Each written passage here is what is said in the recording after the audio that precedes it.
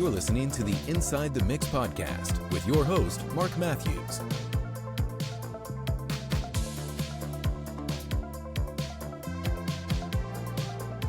Hello, folks, and welcome to the Inside the Mix podcast, and welcome back to the returning listeners as well. This episode is a relatively festive episode, so we're past Christmas now. Well, we're not at the point of recording this, but when this goes live, we will be. So this is going to drop on the 31st of January, and we're going to be celebrating the wins, the listener wins of 2024. When I say we, because I'm not alone on this one, I've got my co-host here. I'm going to say co-host. We didn't agree this off air, but that's what I'm going to say now.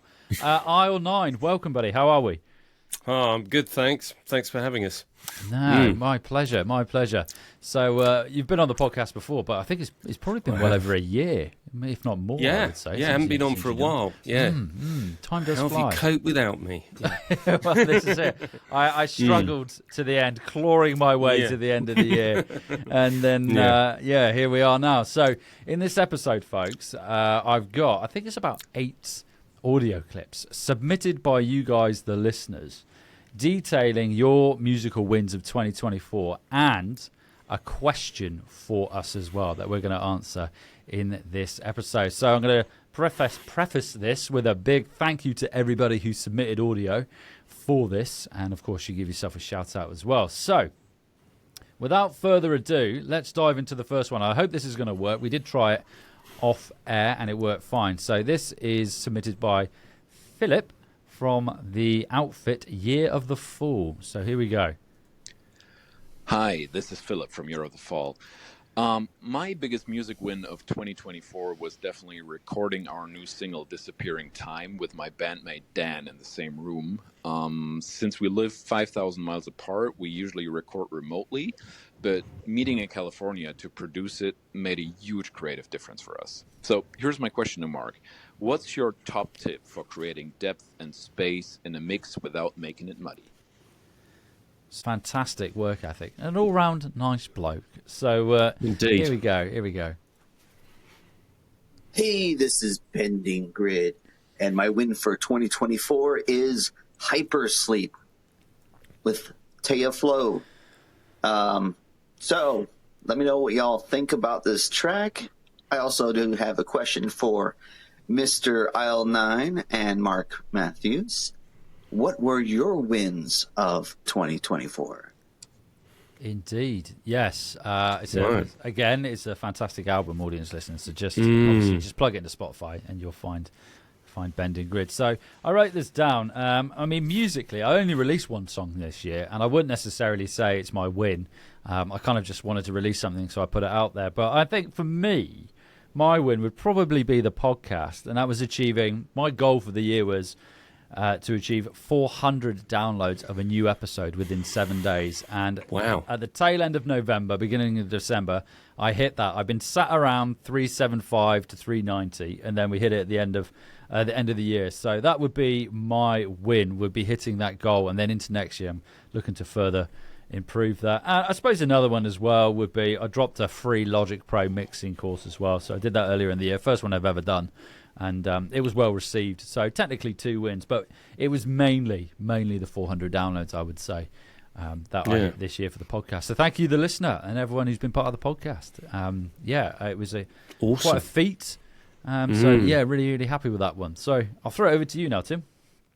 Well, first of all, I wanted to say to Bending Grid, I thought Hypersleep, which he mentioned, his win, was excellent. And I think I love those hooky, clean, funky guitars that turn up in it. And there's a great energy in the whole track from his programming and, synths and the vocals from Teo's. Brilliant. Yeah. So, really, really top track and top album. Yep. Yeah. From a top guy, there we go. I think my win of 2024 was probably a couple of them, but I think across time that I did with Outrunner really sort of went extraordinarily well, much better than I could have sort of hoped for. That sort of really took off, and a lot of people really loved it, I think. So sort of wrote that track together and sort of split the producing on it a little bit. But it works out really well, and just sort of just got a phenomenal response from sort of going into loads of playlists, and and I think it's done over 50,000 streams now already, like sort of heading to 60,000 streams, and it only came out in the sort of middle of this year, so I felt like it did really well really quickly, and I think I sort of followed that up actually with a track of my own, which did really well. So I just sort of think, it's sort of I got over 10,000 monthly listeners. Nice. And then I sort of I think I went over 15 briefly. And I'm right back down to 6 now. But but that felt like an achievement in the sense of the music's more important to me. But I think that feeling of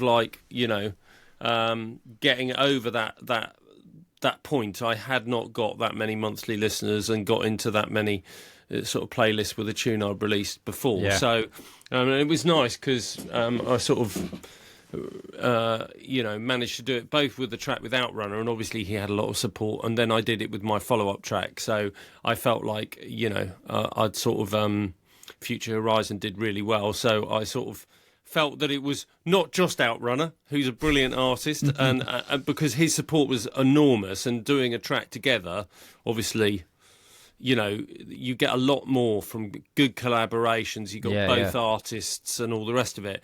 But I managed to do it myself as well, which made me feel like, oh good. It's possible to do on my own releases. So it was just really nice to go above that mark and to get into so many playlists and not to get rejected by the whole of Submit Hub. It was good. Yeah, it was nice. Well done, mate. Congrats. It's nice. It's a nice one to achieve, and like you say, I think collabs definitely help. But obviously, your music's quality as well. Hot Cup of Sun. I know I bang on about this all the time. It's been out for a while now. It is. I probably listen to it at least once a day, going round. Like, it is such a good song. I listen to it all the time. Yeah, one that sort of somewhat slid under the radar. Actually, I think I released it and it didn't. No, but it came out well. Thank you. Yeah. But no, it's been a good year, really, like that. Nice, and a long way to continue into next year. Submit Hub's an interesting one, isn't it? I mean, I've only really started using Submit Hub for this release, and I think for the EP I did last year, and for the most part, it's quite positive. I find. I mean, you got to take it like thick skin, I guess. If you get rejected, you get rejected. It is what it is. But I'm finding now even more so, because I do look for playlists depending on the genre of music that I'm releasing, and then invariably I'll say, how can I submit a tune, and they'll be like, find me on Submit Hub. So I'm finding myself having to go there more and more now, where rather than doing the old school boots on the ground, just finding contact details. So no, Submit Hub's an interesting one. Again, probably a topic for a whole podcast, but unfortunately, I've had good response overall, but yes, I know it can be tricky. You can just make a tune that doesn't neatly fall into. It could be a good tune, but it doesn't neatly fall into any of the playlists that are really there, and you can find it hard then. But you've got to kind of you've got to be reasonably thick-skinned, I think. As long as you are. You're not always going to get agreement on these things. Nah. And it's also, I think with anything like that, isn't it? You could just submit it to someone and they're in a rush or they're having a bad day, and ultimately that's going to impact their decision on whether or not. I mean, I'll hold my hands in the air when I get submissions through via email for the playlist for the podcast, and more often than not, I will accept. But there are occasions if I'm in a rush, if it doesn't immediately strike, then it does happen. But it's an interesting one. But thank you, Bending Grid. Thank you very much. So let's move on to the next one. So this is Fast Eddie 856. What's good, everybody? Indie producer Fast Eddie 856 from the States, Jersey to be exact. And my win for the year was being on Inside the Mix podcast, speaking with Marc on how I made 100 mixes. But now I'm down about 3. And then I'm confident. So I appreciate you, Marc, for having me on the podcast, for giving me some information. I think since the podcast, I released, I believe, 7 singles since then. So I'm very confident after our talk. And my question for you, Marc, is what's your musical goal for 2025? Once again, this is Fast Eddie 856, indie producer, videographer from Jersey. You can follow me everywhere under Fast Eddie 856. Have a good new year. Peace. So depth and space in a mix without making it muddy. Now, I'm going to immediately jump on the bandwagon if I always jump on with this. And the first thing is going to be with regards to time-based processing and buses and bussing it out. And I've bleated on about this on the podcast before. And I think Tim and I regularly meet up for a coffee and a beer and we talk about this. And it's the idea that you have buses for your reverbs and your time-based processing, your delays and whatnot, and then you're bussing to that from your tracks rather than having individual reverbs for each track itself. I think that's a big one because that if you're doing the opposite here, if you are having reverbs and delays on each track, which there's no rule against it, but the more you do that, the more you build that up, the muddier and the denser it's going to get with that soundscape as well. So there's that, and I would also add to that as well is your choice of reverbs as well. What do you want to achieve with the reverb? Do you want the reverb to add presence, let's say to a vocal, or do you want it just to blend it in? So you can think about your choice. Do you want to go with a plate? Do you want to go with a hall, spring reverb, depending on what you want to do? So that would be my big tip. There would be buses. I'm a big fan of using buses, and I think that probably comes from using consoles in the past where you're limited, aren't you? And then I've sort of moved that and transitioned that over into the digital realm. So I'll fire it over to you now, Tim. What are your thoughts?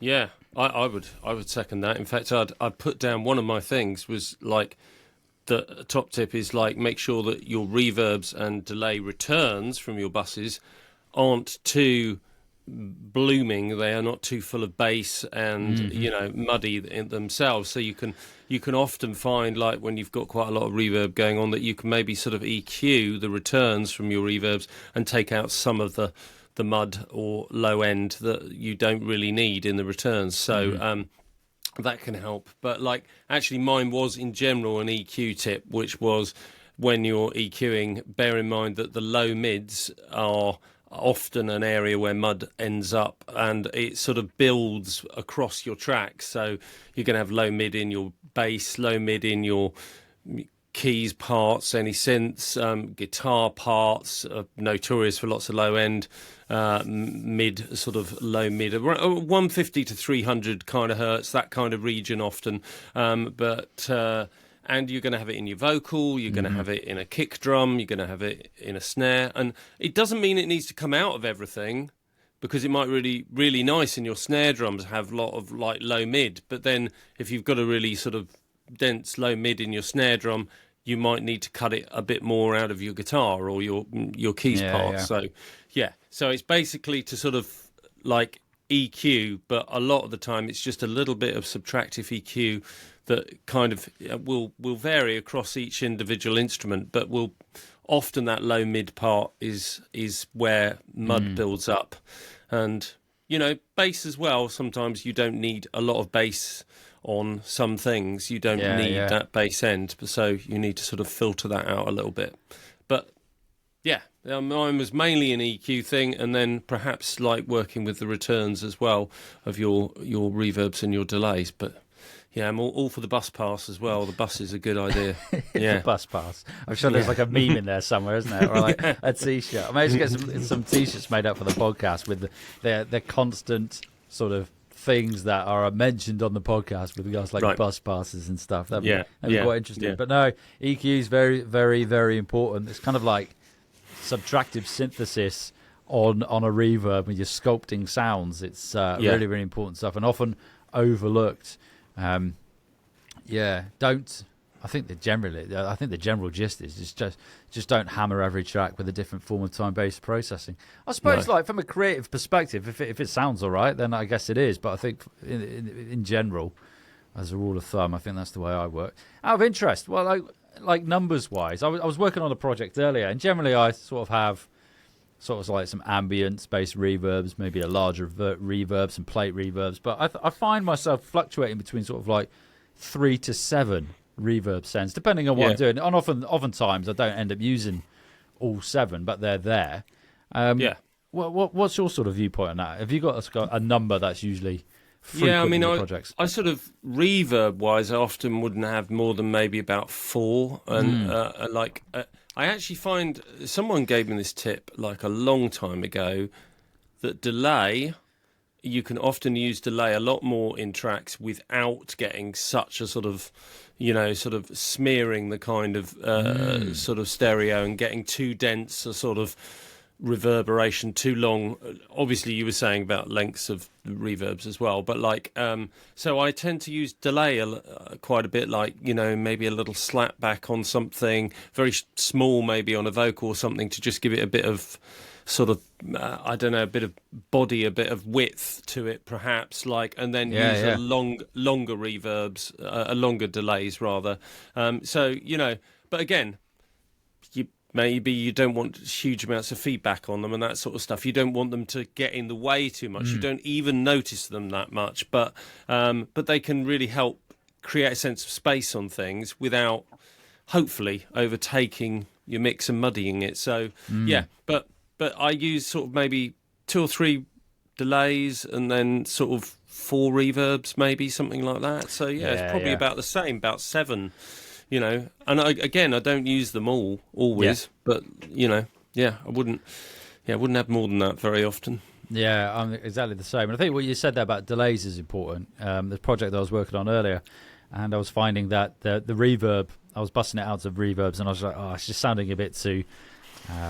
It wasn't sounding muddy, but it wasn't quite where I wanted. And I just stripped back the reverb, and I just used delay in the end. I just had a delay with a quarter note on the left and an eighth note on the right, and just increased that a little bit. And it achieved exactly what I wanted, and it got rid of that sort of, I don't want to say it was muddy, but it just got rid of that build-up, and I think it really did help. So I don't know if there is a misconception that you have to stick reverb. You have to have reverb. I think there are other time-based processing that you can use. You do. And I mean, sometimes as well, really short reverbs, like ambience and stuff, can be really, really useful on some things. Sometimes, like a guitar part, doesn't really need much reverb on it at all. It's a rhythm part, and it's going to sound quite smeary with a big reverb on it. But just a really short ambience can give it a bit of life, and in the mix, just a small amount of that is all it needs, or it needs a very short delay on it or something. But it's funny.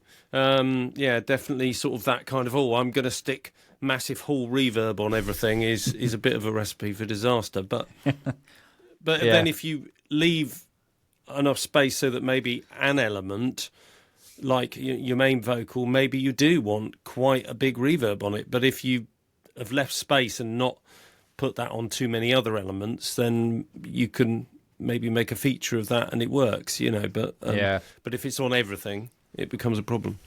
Yes, indeed. I think with these, you could do a whole episode on this. I think you could go down the rabbit hole of genres of music where reverb is used quite extensively and a lot. Well, some. I mean, it does vary, doesn't it? Genre to genre, how much is the right thing? Yeah, most definitely.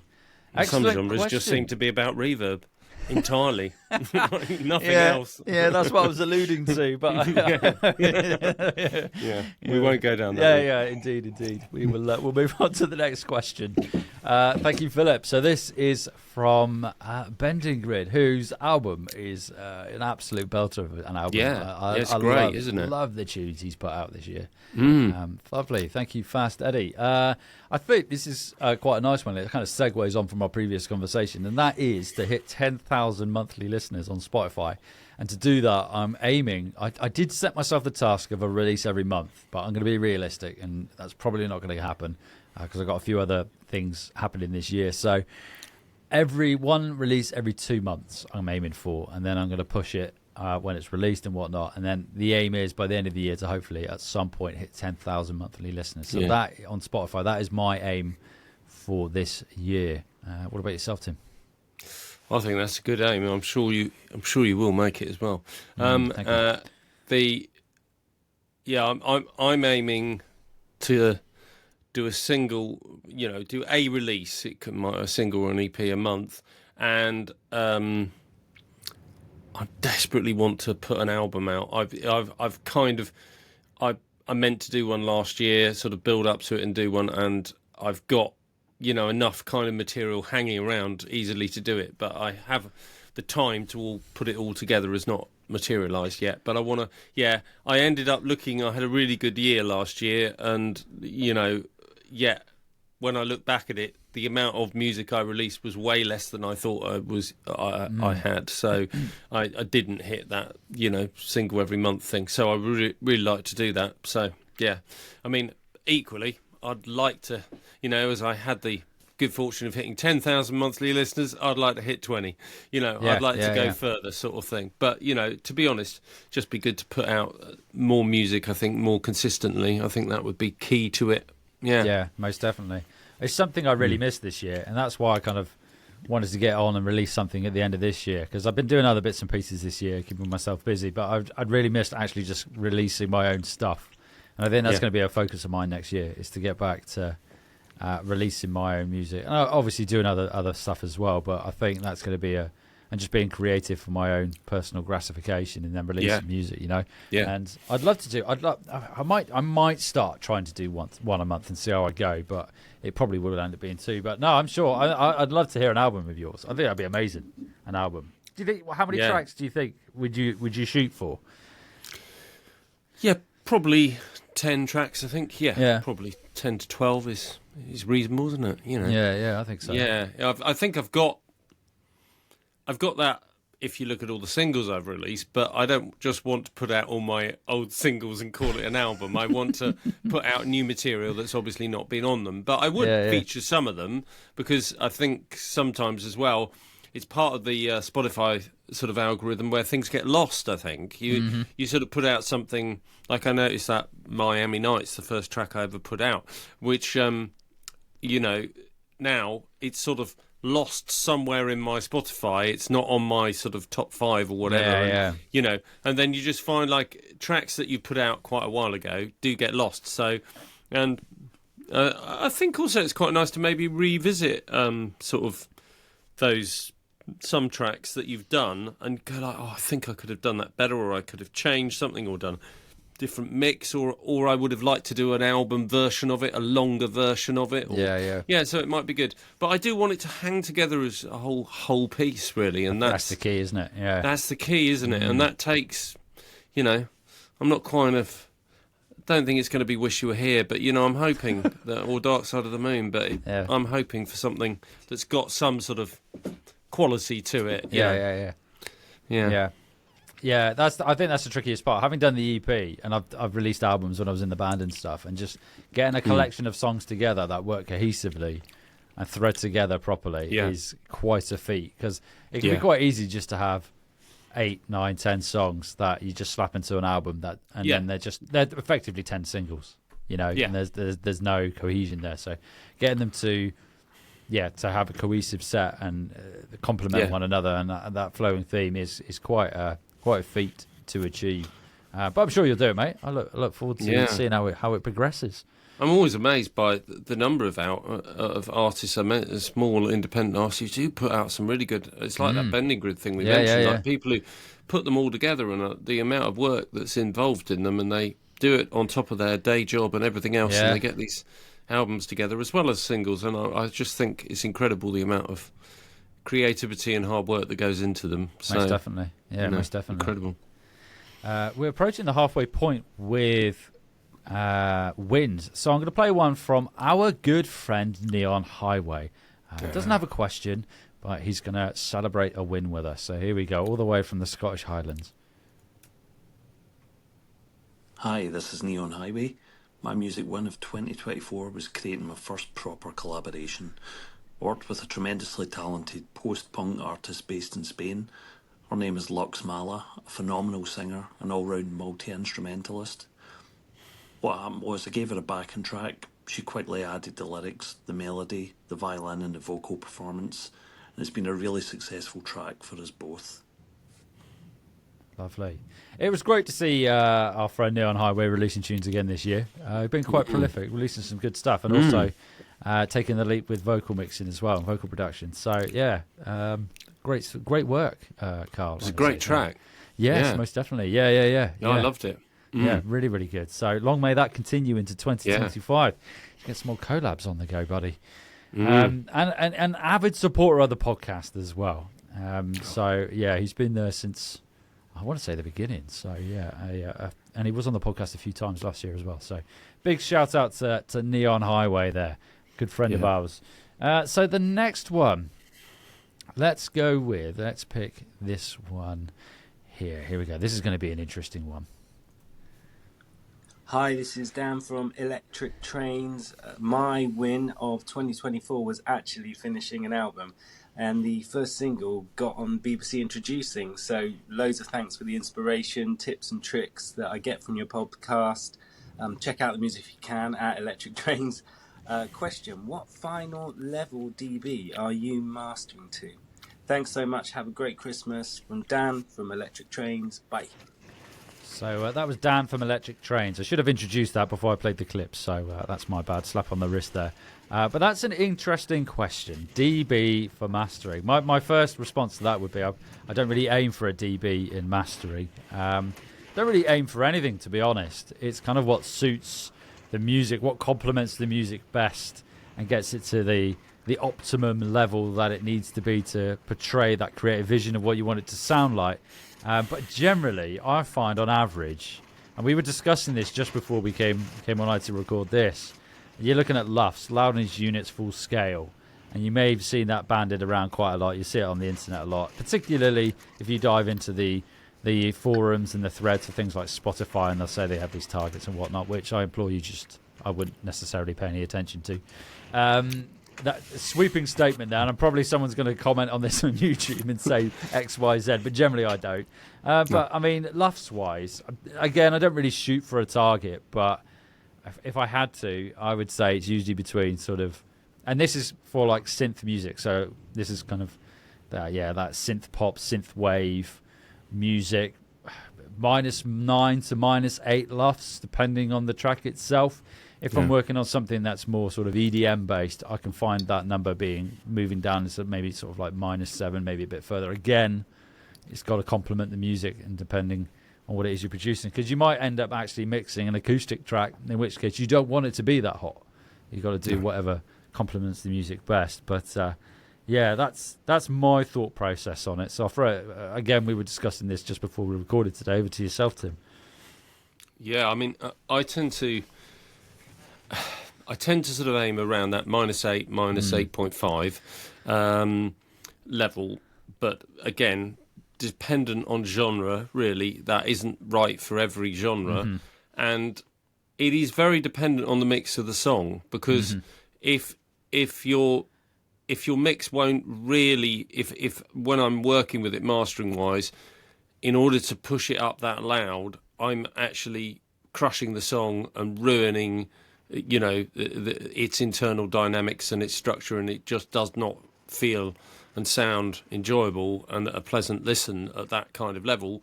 It may be that it needs to be more dynamic and stay at a lower volume level. So it is all about the mixing and the song.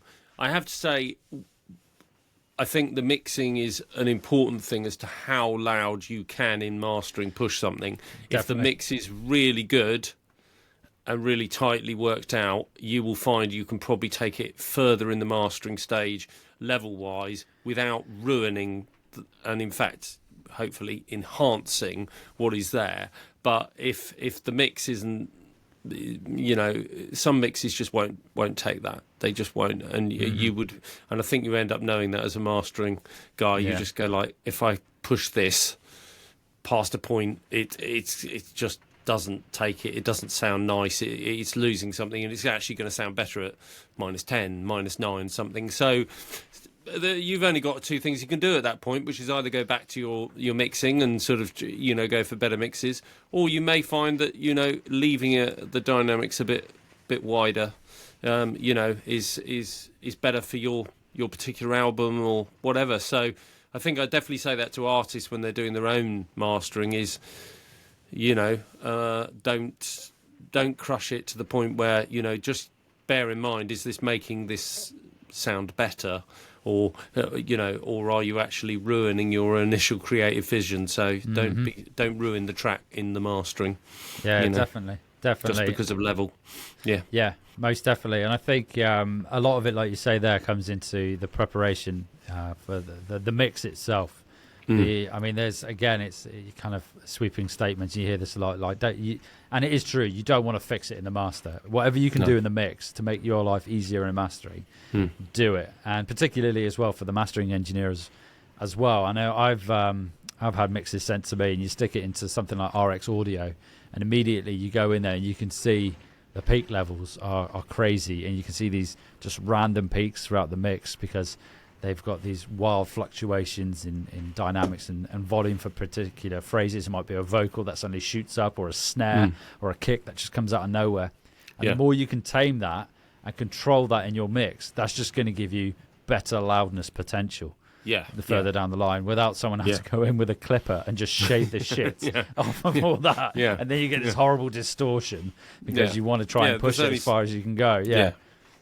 If it's already really strongly controlled, it's surprising how loud you can get it. And most definitely. I've had to watch it sometimes where I've gone like, God, I'm like hitting sort of -6, and it sort of doesn't audibly sound distorted really, but I generally don't aim for that kind of level myself. I don't really think there's any need to, but there are some music genres where that extreme loudness is called for, but I don't think it really helps most music to be that loud. No, that reminds me of a conversation I had with someone on the podcast, and it was another mastering engineer last year, and they were telling me how a label, it was an EDM or dance label, contacted them and said they wanted something around -2. I know. I was like, that's madness. Absolute. That is madness. Yeah, I don't know why you'd want it like that, because that's crazy. I mean, when you put it into a streaming platform, it's going to get normalized anyway. But it's just going to be one solid brick of audio. But I guess the label were kind of like, that's what we want. But I think if that were to happen, I'd probably say, well, just don't put my name to it. Just say you mastered it in house, rather than saying I did it. But no, I think a key tip for this is to get the mix to the standard, or the place where it's going to be most conducive for the mastering process to take place. So get it nice and controlled. It's that control throughout the mixing process. And more often than not, mastering engineers, if you send it to them for feedback, I mean, I'm not saying this for everyone, they will provide feedback for you to make their life easier to go back into the mix and sort that out. But yeah, I hope that helps there, Dan. Again, I should have done this off air, but there are some episodes of the podcast that you can dive into where we talk about LUFS. In particular, last year, there's a lot of episodes with some mastering engineers that would help you out. So let's move on to the next one. And this is quite an interesting one. And I'm going to let you take the lead on this one, Sid, because I haven't actually thought of anything off the top of my head yet. So I'm hoping you might inspire me for this one. So here we go. This is from Jesse K, who was on the podcast earlier this year from the New Agency. Hello, my name is Jesse K, and I'm the CEO of New Agency and a guest on this great podcast this year. My biggest win of 2024 was being selected as a top voice on LinkedIn. It's allowed me to connect with so many great people. It's allowed my newsletter Beats and Bytes to grow expeditiously. And it's just allowed me to help more and more brand marketers understand the power of music as a marketing vehicle. And that's what I do at New Agency. I live in the intersection of music, technology, and brands. So having a megaphone like LinkedIn allows me to connect with so many more people. And I encourage you all to connect with me there. My question for you, Marc, is when it comes to mixing and when it comes to production, there's so much new technology, there's so much new things coming into the market. What would you want to see created to make your job better, to make it more interesting, to make it more impactful? What is an invention that the market space is missing from a music and tech standpoint? Quite interested to hear that. Happy New Year. Sending love. Thanks for everything. Peace. Thank you, Jesse. So, I'm going to throw this one straight over to you, Tim. This was a tough one, and I came up with a super boring answer. This is one to use at parties. Yeah. A better way of sharing projects between DAWs. There we go. That's really exciting. But like, important. No, I just sort of, as a mastering mixing engineer, like constantly you're dealing with people now. We've got everyone working in all kinds of different things. Someone's in Logic, someone's in Ableton, someone's in something else. And I noticed actually a new thing that Cubase, which is what I work in, happened to have brought into their latest version, which was that it can produce a sort of file that is kind of shared between it and Bitwig, I believe, which sort of uses it's a kind of shared sort of common file format. And there have been of things like OMF and stuff like that sort of exist, but it's not very good and it doesn't really work, across all DAWs. So I think it would be amazing to have that way of just going, look, you all like working in different things, but like you can just export your project in this, someone else can pick it up in whatever they're in, and it'll kind of work out. I mean, it would actually be a lot more clever than you think to try and go, oh right, they use this reverb in Ableton, but we can use this reverb in Cubase. We can, it's something that clever that, but with AI and all the rest of it, we've got such advanced technologies to work these things out. I'd love that compatibility between things, but maybe it's not in the interests of software developers to make this, is my theory. It's like, who wants to create something that means everything can speak to each other? But, I mean, it would be lovely in terms of what we do, I think. Or maybe it's a third-party company that makes something that sort of interfaces with all these things, and there used to be something a bit like that, but so you could go, this is my project, I'll load it up into this, and it will convert it into something for somebody else. But, that's a pretty dull idea, so I won't try that. The new Christmas party, but no, I won't do that. But it's a good idea though. It's just standardization, isn't it? That's what you want. Standardization across the board. And the thing is with technology, for the most part, if you think back to with computers and networking, and if you want to go down that avenue and that route, that's essentially what happened with regards to that, and that's how we access and we use what we're using now to be able to communicate via the internet, because there's standardization of protocols. And you think if the manufacturers were able to do that, so it'd make it a lot easier for us to then share and collaborate between DAWs.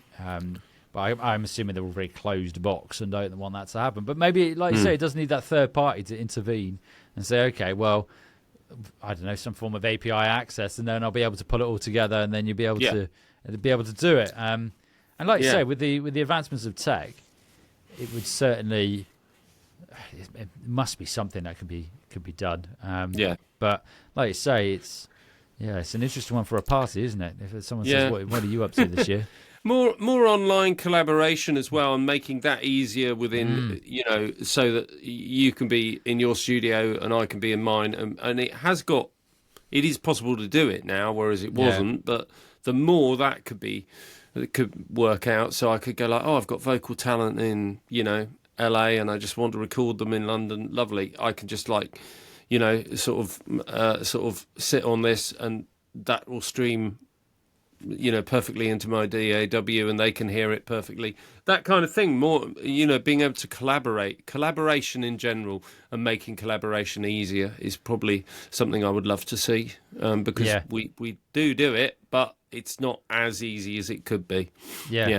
Yeah, there are platforms like you mentioned. You've got like Audio Movers, which is the one that I use when I'm sharing sessions and things like that. Which I use SessionWire. Just building on that, and making it easier would be amazing. I still haven't really. The thing is, I think of ideas that would be great, but then I think to myself, actually, there's like with AI now, there are things that automatically do it. I think go back to our conversation just now about the feedback for a mix. Maybe some way of automating that. You can have a chat bot that you can go into and provide feedback on your mix prior to you then mastering it, rather than just uploading it to a master. This might already exist, and it just goes, I don't actually use these platforms. So there is something out there, I can't remember the name of it now, that is sort of come up that's kind of, you can feed your audio into, and it kind of comes back with a load of, checks and advice on things. And it was interesting. Can't remember the name of it. I did try it. But again, you're at the mercy of the data that platform's being fed and how it's responding to what, because it is basically just if and else statements, and just saying if it does this, then do that, and that's what you're at the mercy of at the moment. I mean, as technology passes, in 5 years' time, we may listen to this and we're like, it's totally moved on, and then people are using this sort of platform and thing all the time. There was. Oh, what was that one that was released recently? It was an engineer who released his mixing process as an automated function. So you could submit your mix and then it would mix it in his particular style. And I cannot remember the name of it. Yeah, I think I saw that as well. Yeah, it's going to bug me because I discussed it on one of the episodes here. And just that idea that you could now mix in the style of someone else using AI. And you can see where it's going. Chris Lord-Alge. Yes. It was the first one that you mentioned. Yes, Spike Stent. Yeah. AI, Stent I thought AI. it was. Yeah. And it'd be interesting to see how that goes and whether or not more get on board. You get your plugins, which are the CLA plugins with waves and whatnot, which are sort of their signature plugins. Whether then it's going to move down the route. Okay, now you can have a signature mix. And then go for that, which will be interesting, and how that plays out.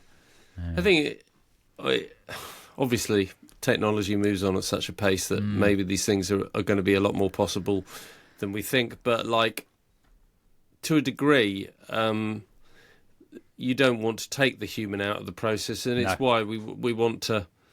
Somebody wants to hire Chris Lord-Alge to do a mix. Is like, it will sound different than just if you bought all his plugins and stuck it on the mix. There's a hell of a lot of decisions going on within any engineer's mind or musician's mind when they're putting something together, and it's those things it's those human things that make things interesting to us all, in my mind anyway.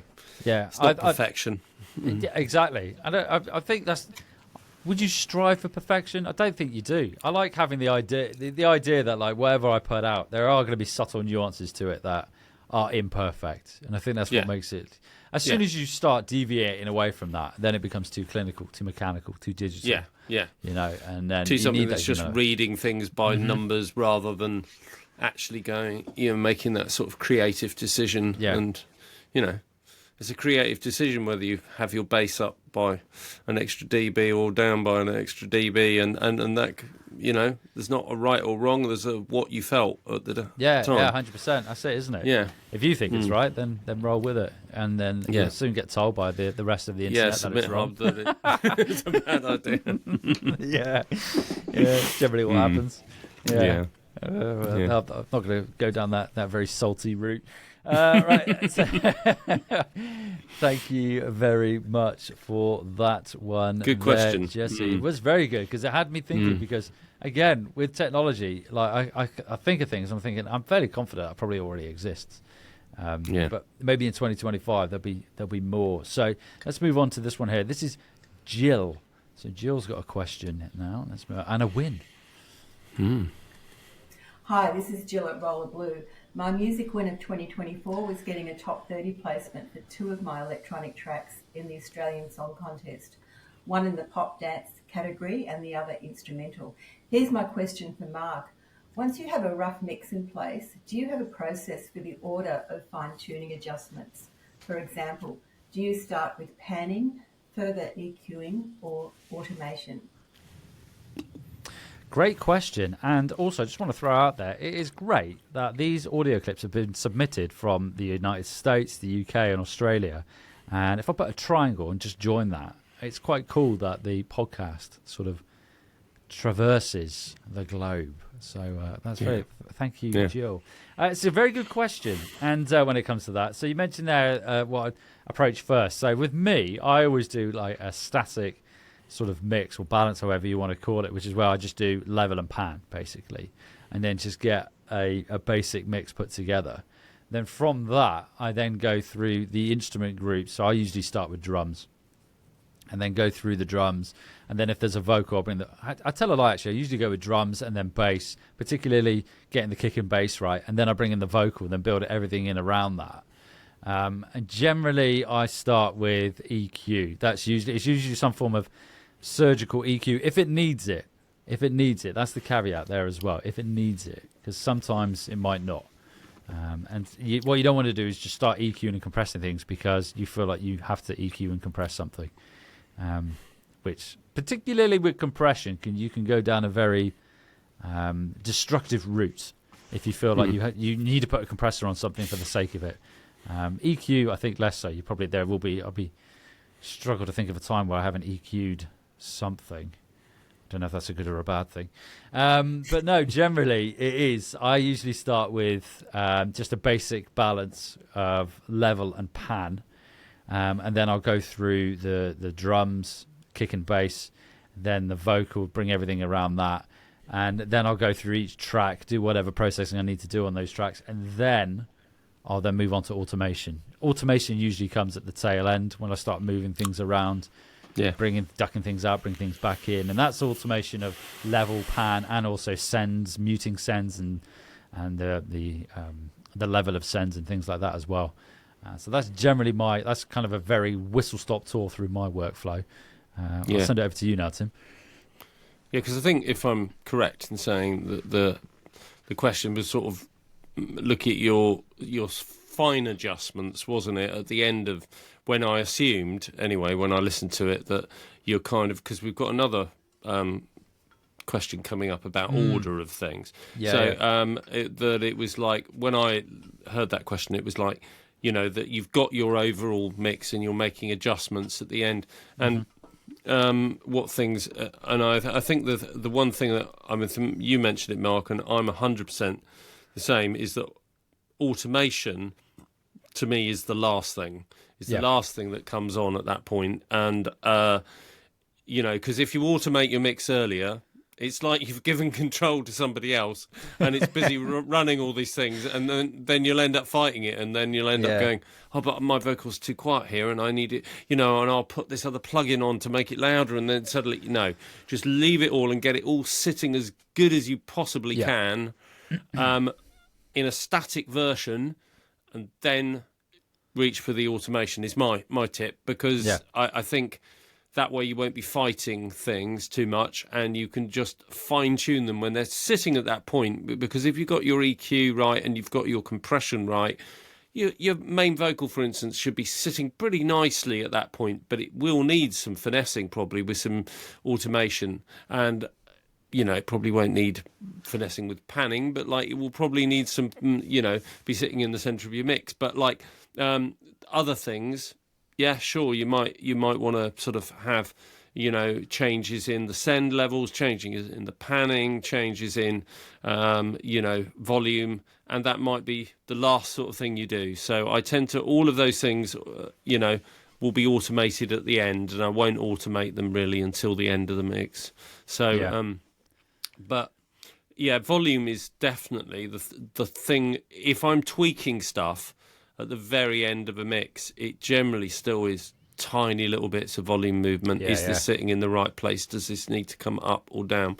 And occasionally a little bit of very sort of subtle EQ sort of things, because hopefully everything's basically sitting there. But at the end of my mix, it might be I think a little bit more in the bass in that, a little bit more brightness on this. So it's just really tiny little things, but they're often just really small EQ. I remember sort of sitting there and going just too much 300 hertz in that. I'll just take another dB out of this. So they're very small movements, hopefully. I think that's the thing, as you go across your mix, the movements get smaller and smaller and smaller. So you've done all your broad strokes earlier on, and you're gradually moving down to very fine stuff. Yeah. If you're still going, all right, massive movement on something at the end of your mix, there's probably quite a problem already that you've got it almost.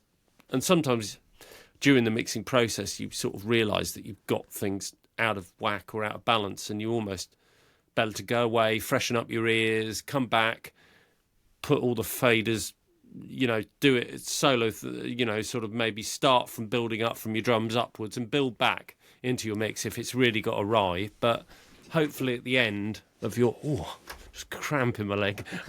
But hopefully at the end of your mix, you're just doing fine little details with the volume, fine little details with the automation. That's where I'll probably be, or hope to be. Yeah, I think that's really good advice there. The idea that it should be small movements at the end. And I think that's really good. And it's not something I'd consciously been aware of, but it's something that resonates, When I was working on a mix earlier, and it was just like, that vocal, maybe, okay, in this section, I'm just going to automate the level down. It's going to come down by a dB here, just so it sits better. And then in the next section, it's going to come back. Or maybe I'm just going to bring up that verb there again, just to push that vocal back a bit during this part here. And it's just little tweaks. And like you say, if you're finding that, oh man, I don't know, you're pulling something down by 10 dB, a particular instrument, then at some point, I think when it came to that initial balance that you've got, something slightly out of whack if you're making those wild movements. That being said, I mean, if it is like a breakdown, then that makes perfect sense. It's more of a sort of arrangement decision. 100%. One little detail there that I think is someone showed it to me early on, and I remind myself and go back to it all the time, is towards the end of, particularly of your mix, you're trying to do fine things. Turn the volume right down, really super low, so you can hardly hear it, and just listen to it super quiet, as if it was almost in the background, like, you're listening to it on the radio in the background in the kitchen type thing. Listen to it really low and just see you will see where things sit, and sort of see, almost turn it down and turn it down and turn it down and go, well, no, it's just disappearing. What's still sticking out? And if it should sort of work really, really quiet, your drums, your bass, your overall balance should be beautiful, even at a really, really low level.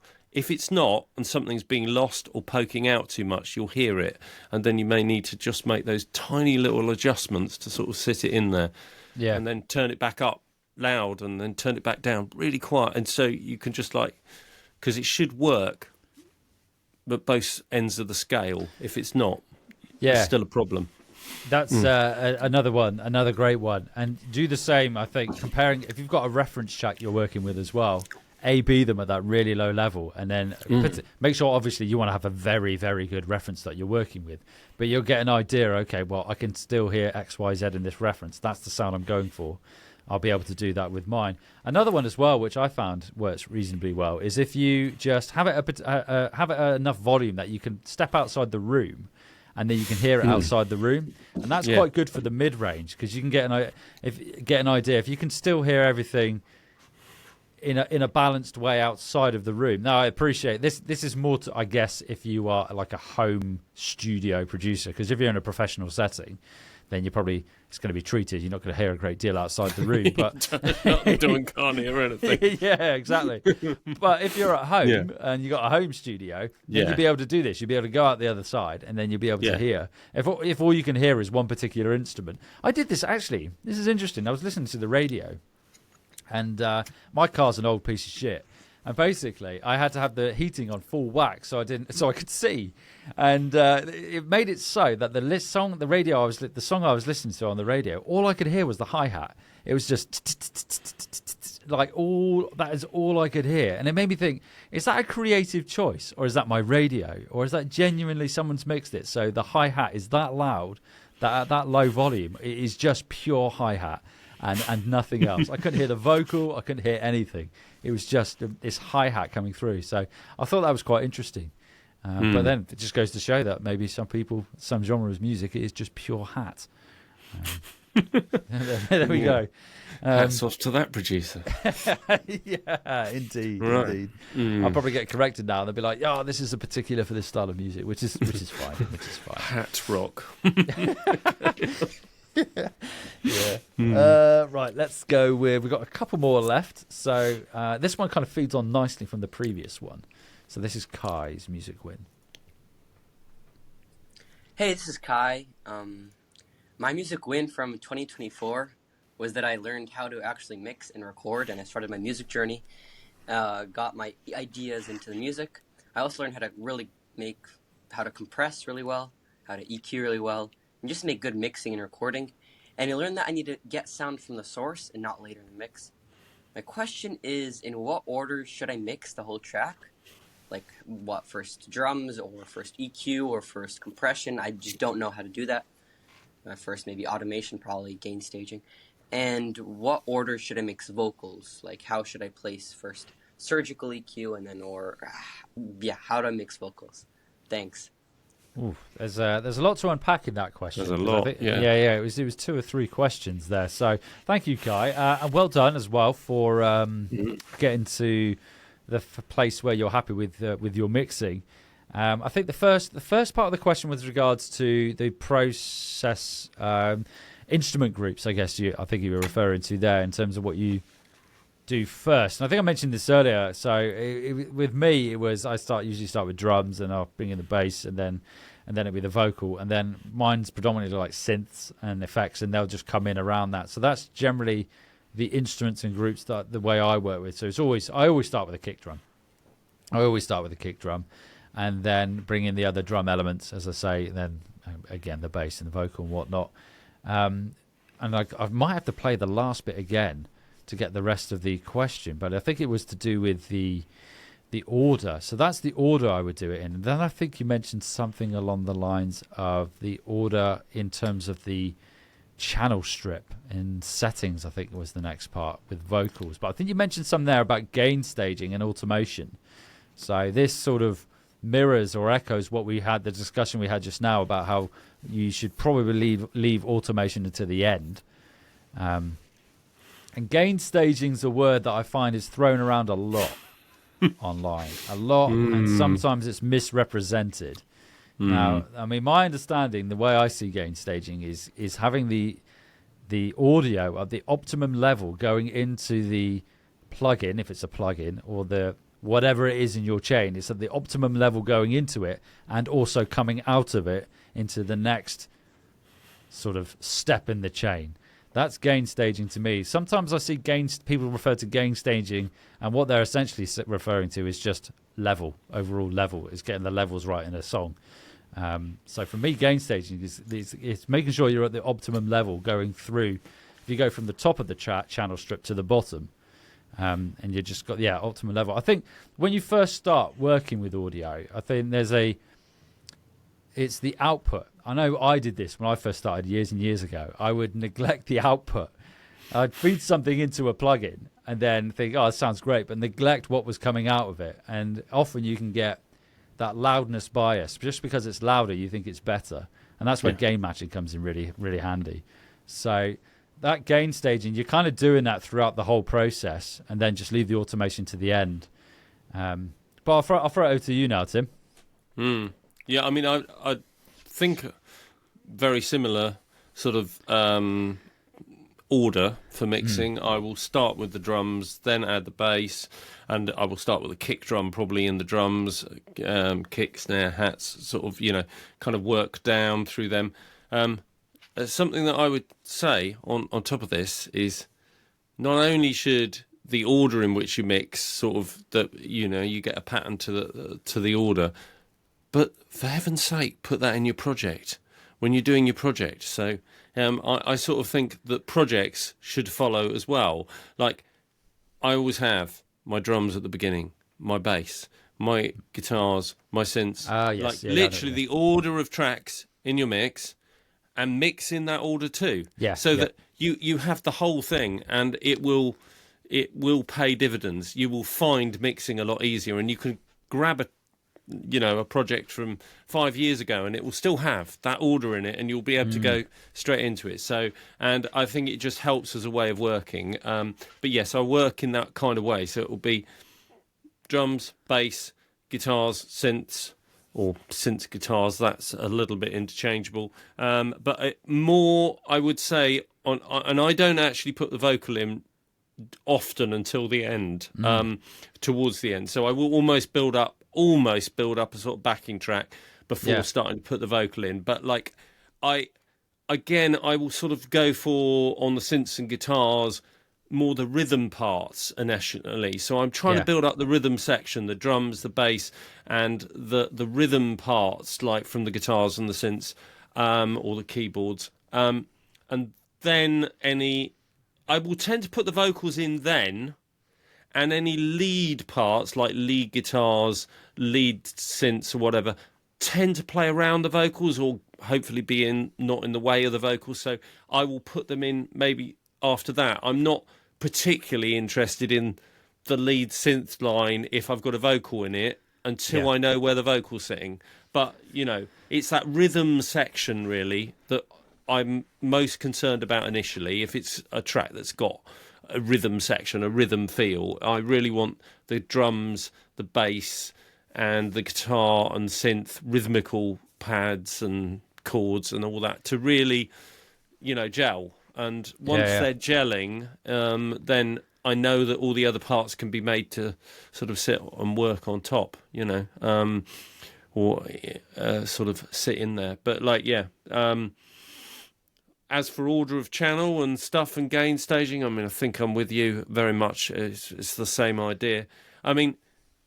There is a whole question with something like EQ, surgical EQ, and creative EQ. It's a big question.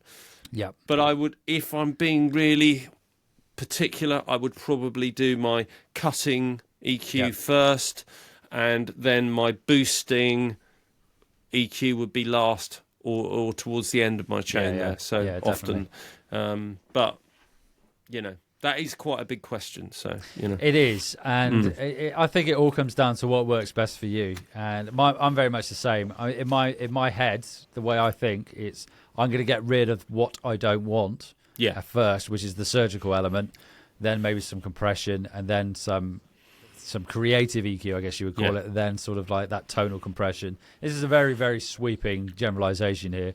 A de-esser in there somewhere as well. Sometimes I'll do a de-esser at the beginning and one at the end, or I might just have one at the beginning, or I might just have one at the end. It really depends on this is a vocal, or I suppose on a hat as well. You can do it on cymbals too.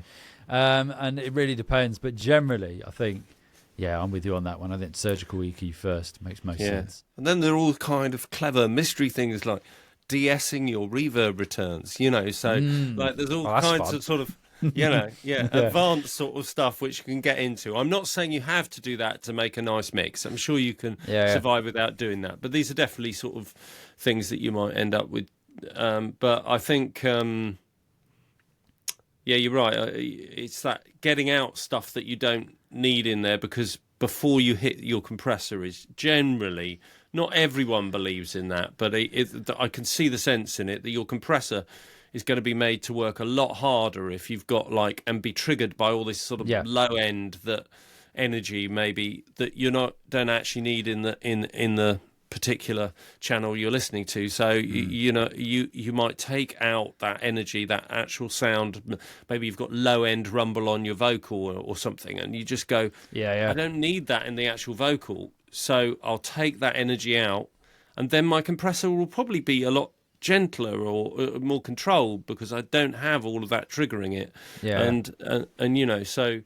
Take out what you don't need, or get a sort of more balanced sound before you go into compression, saturation, EQ, sort of creative EQ.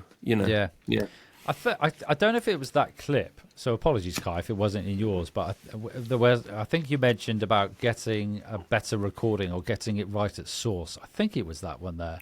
And that's what I was going to say as well. I think that's a massive part of your sounds. If you are recording, I know there's many genres of music whereby we're using samples rather than actual, but then you have to make sure you find decent samples. So that's one in itself. And I found this the other day. I thought, this is a great sample. Then when I stuck my headphones on and really dug into it, there was some weird shit at the beginning end that I had to get rid of. So there's a learning curve for you there, folks. And I thought this sample was great. And then it's not until I stuck my headphones on, because that's where I do my really surgical editing when it comes to actually mouse clicking editing of audio. And then I could hear this. So if you're ever using samples, top and tail, make sure you check them.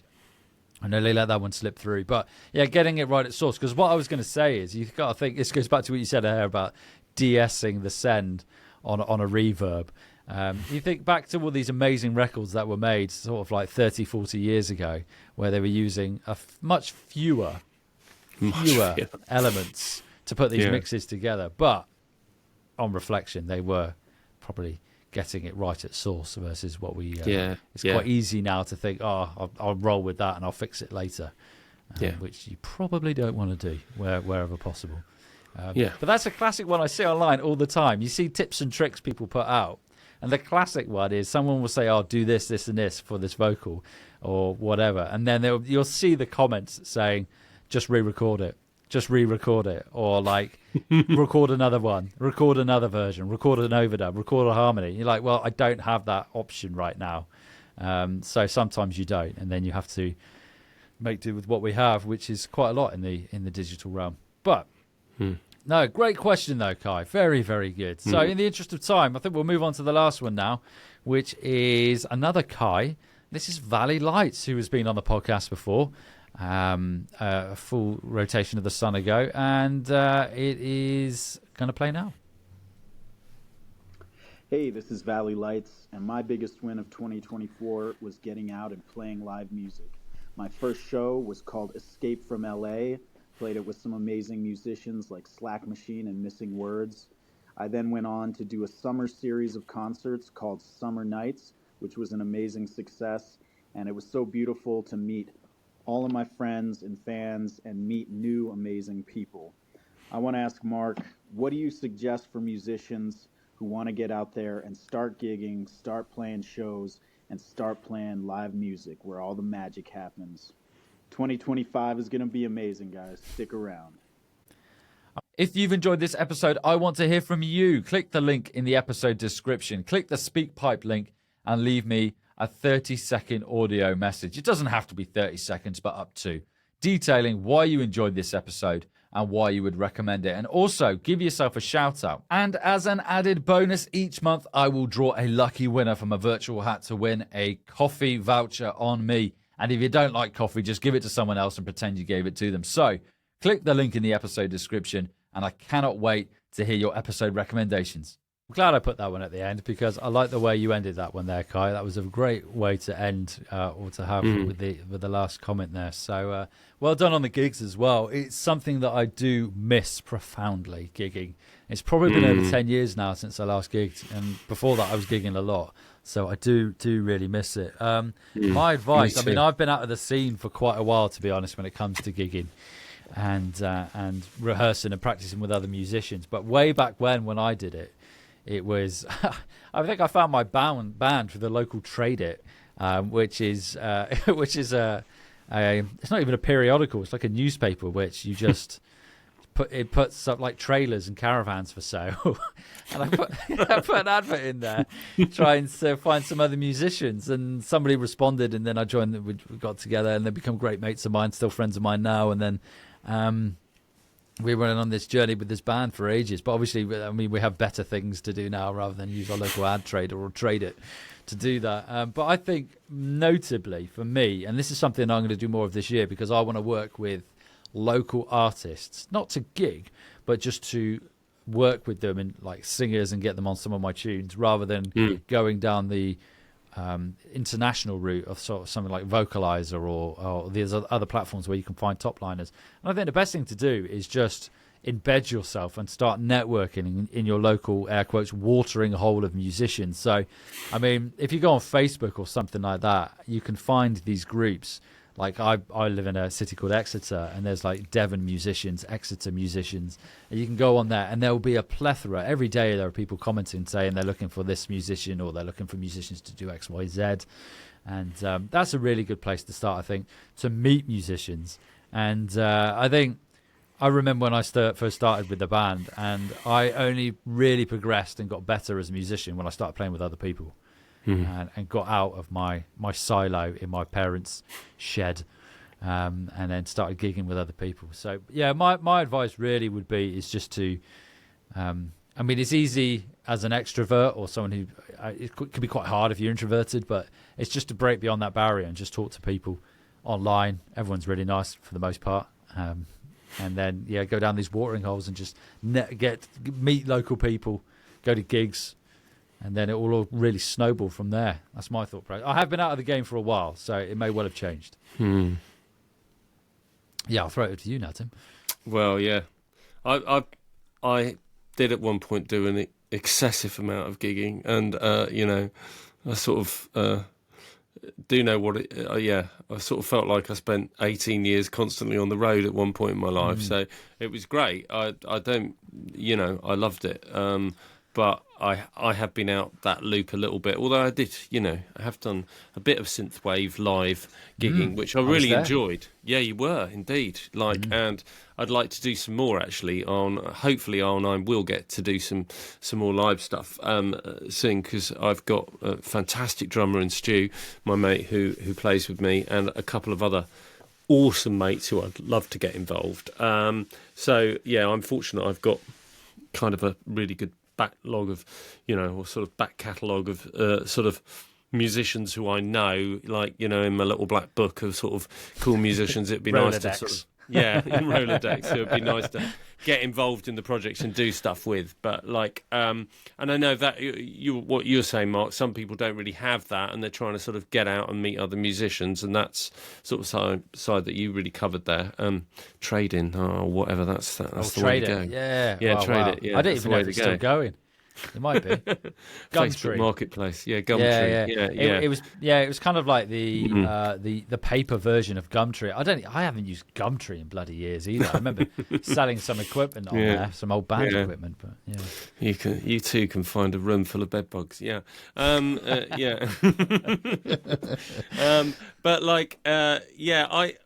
I think the one thing I would say with that, from years of doing live stuff with various bands, was I think if I went back into it now, what I would do differently, and it sounds like sorry, I've forgotten the guy's name. Valley Lights. Kai. Yeah, Kai has done this already, is with what he's done, but I would say don't bother just sort of playing any old dive with your music. For instance, if you do synthwave, or if you do, shoegazer, or if you do whatever it is, whatever your genre is, go and find the places that people really go to listen to that genre. Don't. It can be very soul destroying when you're in the Dog and Duck and nobody. Nobody they want to hear Johnny Cash, and you're trying to play, Gunship or whatever. Just don't go and play to the wrong crowd. Try and find your crowd and your audience, because you do want to get a response. You do want to get, connection with people. That's why you're doing it. So, and that probably means networking online and finding other people in your niche who are going out and are gigging, and and then try and get on supports and that sort of thing, and work with other people in your niche, and don't be too proud to do whatever comes up in that, and sort of see where it goes. But yeah, I would not bother sort of doing. There are some gigs that are worth saying no to. That's all I'd say. Yeah, I quite a lot. I totally second that. I remember playing some gigs where we would turn up and we would be the oddest band on the lineup, and I'd be like, "What are we doing here?" Man, I don't think anyone here is for melodic death metal. And then you're playing. That's it. You're playing in a Legion, at the back of a Legion in Yeovil. Yeah. And you're thinking, what?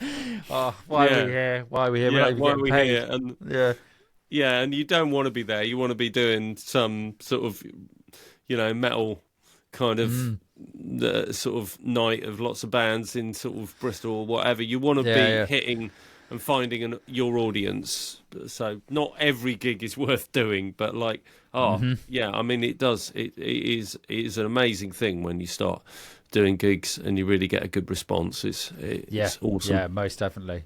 Yeah, maybe at some point in the later maybe few years, you never know. Back into it. It'd be nice. Maybe we'll concoct something, Mark. You never know. Yeah. We could do. Yeah. Get a collab going. Put all our connections together, and then do something down in the southwest. There's a number of southwest artists knocking about in the odd scene, and then of course we've got Bristol up the road. Yeah. Great city. But thank you, everyone, for your musical wins of 2024. So I had Philip, we had Bending Grid, Dan, Fast Eddie, Jesse K, Jill, Kai Valley Lights, and, of course, Neon Highway. And I say, of course, Tim, thanks for jumping on and hashing these questions out with me. It's been a pleasure. Yeah, it's a good format. Maybe it's a format we could continue doing into the new year. We'll see how it goes. Let's see what the response is to this one. It's quite nice having questions come in and answer. Maybe next time we'll do it blind, and we'll have the questions. Yeah, we'll listen, but we won't see. Yeah.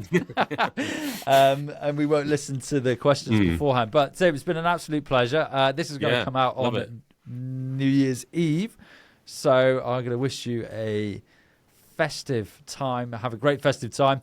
And Christmas. Yeah, happy Christmas, everyone. Yeah, indeed. And Happy New Year. If you've enjoyed this episode, I want to hear from you. Click the link in the episode description. Click the SpeakPipe link and leave me a 30-second audio message. It doesn't have to be 30 seconds, but up to, detailing why you enjoyed this episode and why you would recommend it. And also, give yourself a shout-out. And as an added bonus, each month I will draw a lucky winner from a virtual hat to win a coffee voucher on me. And if you don't like coffee, just give it to someone else and pretend you gave it to them. So click the link in the episode description, and I cannot wait to hear your episode recommendations.